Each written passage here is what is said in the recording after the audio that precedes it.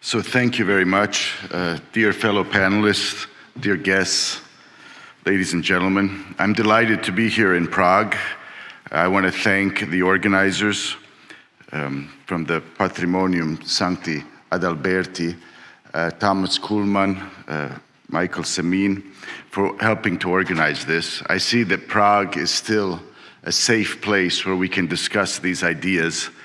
I'm honored to be here. I think that Croatia belongs in a conference like this, and I'll try to spark your interest with a few ideas in my remarks. I grew up in the United States, but I've been living in Croatia since the early 90s, over 30 years now. I love Central Europe. I've traveled extensively to most of these countries, and my first point is I think the world, Europe in particular, has much to learn from us, not the other way around. And I'll try to explain why I believe this is true. When someone conducts a Google search about Central Europe or individual countries in Central Europe, one can find headlines such as the EU launches infringement procedure against Poland. Poland digs in over EU rule of law pressure. Europe confronts Hungary over its trampling over the rule of law. And it sounds very alarming. I mention Poland because this country has elections tomorrow. As a member of parliament, I will try to make the case that culture is actually what matters most and determines the fate of our countries in the end. But politics is important as well, and elections matter, and the world is watching closely what will happen in Poland tomorrow. And I certainly hope that the conservative government will remain in power. But the first question is, when we read these headlines, should we have confidence as Europeans in the judgment of European institutions? These are the same political bodies which considered, for example, the prominent Italian philosopher Rocco Buttiglione, a close friend of John Paul II, unsuitable to serve as a commissioner in 2004. And his rejection by the EU at the time sparked my interest in what was going on in Brussels. I was quite naive at the time, I must admit. I hadn't realized that former communists from many of the countries of Central and Eastern Europe were more welcome in Brussels than a prominent philosopher like Rocco Buttiglione. So I was asking the question why that is. The Polish MEP and philosopher Richard Legutko, in his book, The Demon in Democracy, makes this argument that the West has been far more accommodating to former communists who were on the wrong side of history than to the dissidents who were fighting for many decades. And there's a great irony there. And I think we have to learn the right lessons from the dramatic collapse of communism in 1989. Indeed, it is rare in history that we see a moment when there is an advance in political freedom and justice, a sudden advance. These moments are very rare, unfortunately, in human history, but we are lucky that they happened in this part of the world. And I think part of the reason is the heroic witness of Pope John Paul II. When I speak to students at the Catholic University of Zagreb, I try to explain to them, they weren't alive during this time, that most policy analysts, experts, government officials were taken completely by surprise by this sudden turn of events. No one was expecting this to happen. No policy paper or analysis by the MI6 or CIA has been discovered predicting this would happen. The intelligentsia in the West, the professors were not writing textbooks about what to do once communism collapses. They all believed it was here to stay. So the first point is we don't know what will happen tomorrow. We cannot predict the future. And it's important for young people to keep this in mind, who maybe feel oftentimes that it's in vain. Anything they do is in vain. Everything is already determined ahead of time. That's in fact not the case. And it's a very anti-Christian attitude, in fact. The reality of history is that every single person can make a difference. Now, John Paul II's biographer, George Weigel, he wrote extensively about the events of 1989. He argued that Pope John Paul II's first visit to Poland in 1979 is actually the moment which sparked the eventual peaceful revolution in 1989, 10 years later. One could argue that Poland and Central Europe would never be the same after the Pope had started to visit his own country, but other countries as well. And I believe this is an important point, that we must understand what is happening below the surface in our countries, not what is evident, not what at the primary level or at the level of media headlines, but what is happening deeper. And it's the same today. This same principle holds today. The vast majority of interpretations offered by policy experts and pundits tend to focus on political personalities like Reagan and Gorbachev. And they certainly have elements of insight and truth, but are in the end unsatisfactory, because none of them take sufficient account of the why and the how behind the moral and cultural revolution. Now, I want to say a few remarks about Fukuyama's end of history thesis. He wrote a famous essay and later book explaining that the end of the Cold War, the collapse of communism in Europe, actually marks the end of this ideological struggle, and that liberal democracy had prevailed. For a certain time, this was held to be true by many intellectuals. Later, Fukuyama himself retreated from this idea, and I think it is flawed. I think actually we see today that the end of the Cold War was not the end of ideologies. We have new emerging ideologies that have been mentioned previously that are even more harmful than Marxism was. Marx was a bad economist, a poor philosopher of history, but he understood that there was a natural difference between man and woman. He never brought into question the nature of the family. But today we have an assault on actually the human person, what it means to be a human person. In the United States, people at the highest levels of politics cannot answer the simple question of what is a woman? What is a woman? They can't answer that question. How did we get here? How did we get here? That a Supreme Court justice nominee in the Senate in the United States, in Brussels it's not much different, cannot answer the question, what is a woman? She herself is a woman. She could not fail to answer the question.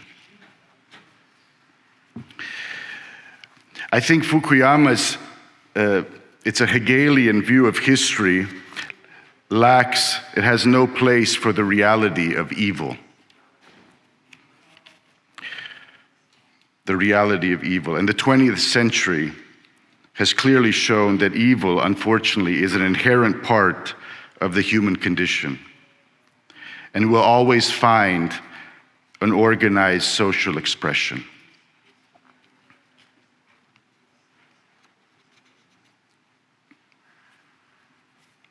So I believe that the West, our Western world, the EU, has forgotten that politics is a function of religion or culture.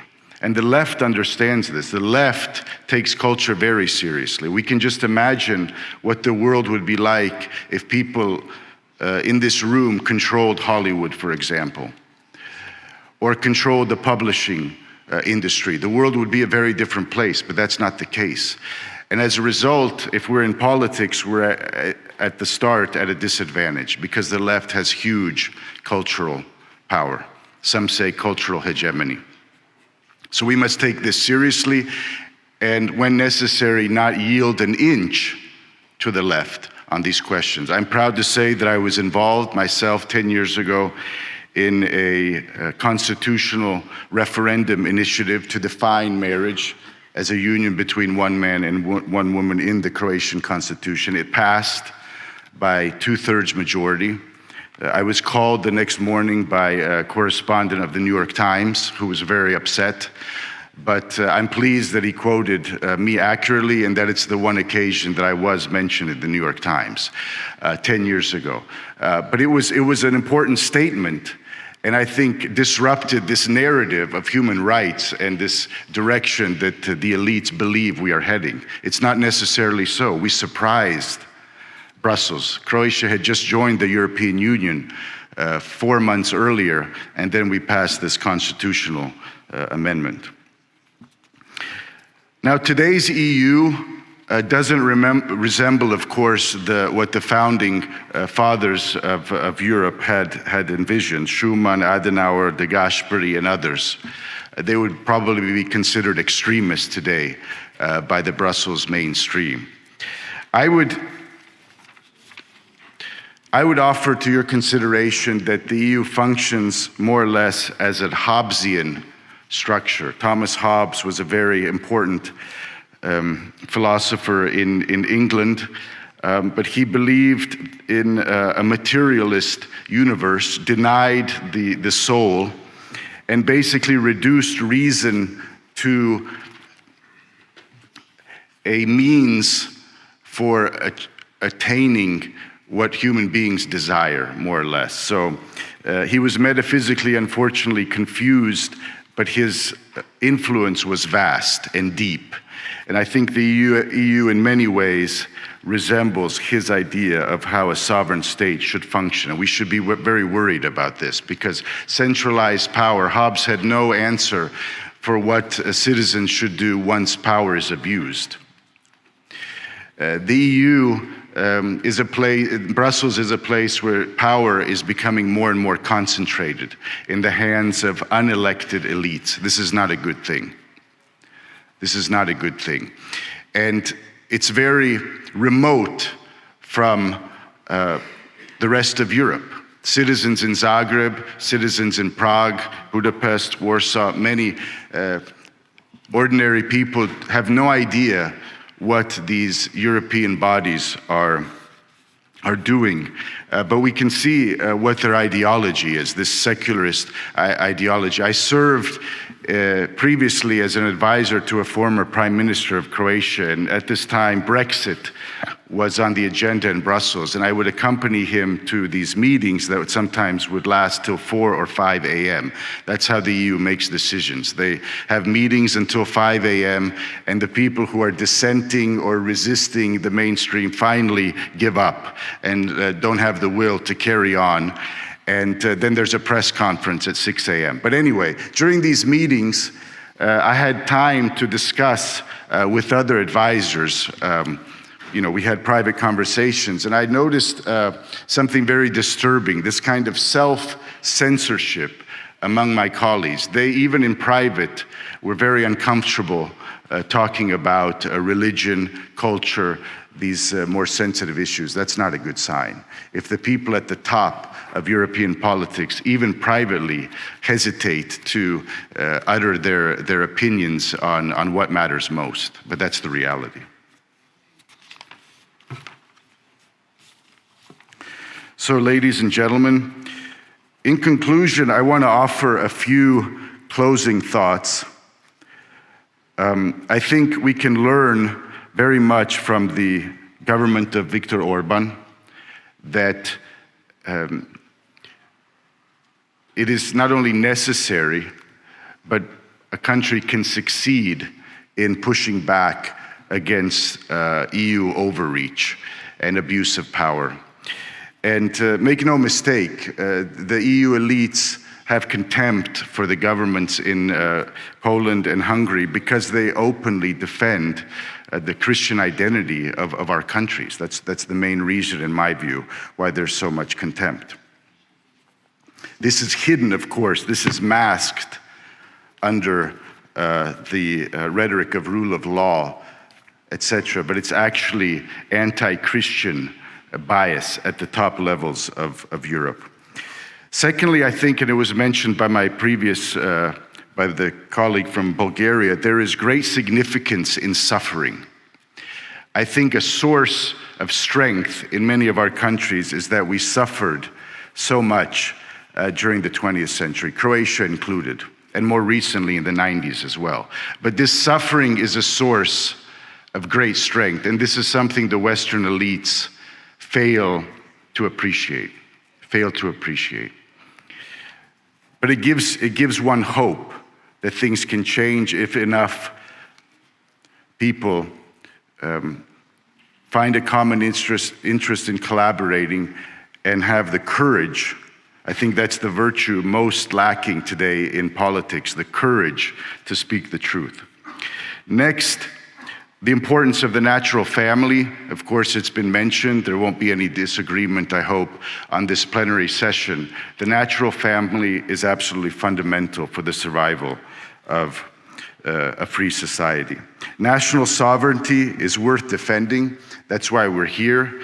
I think Central Europe can be a model of cooperation on many levels, and I do agree that we should try to do this within the EU framework, but build alliances so our voices can be heard by people who tend not to agree with us.